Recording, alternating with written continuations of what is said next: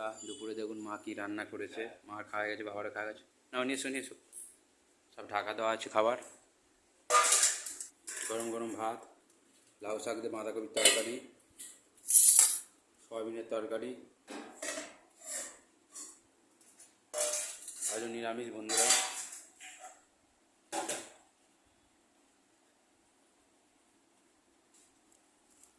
সয়াবিনের তরকারি, লাউ শাকের তরকারি, মিষ্টি মিষ্টি লাউ শাকের তরকারি, বাঁধাকপি দিয়ে দেখুন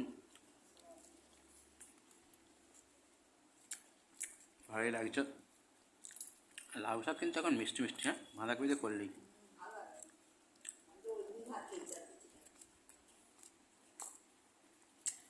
সোয়াবিন কষা কষা, সোয়াবিনের তরকারি,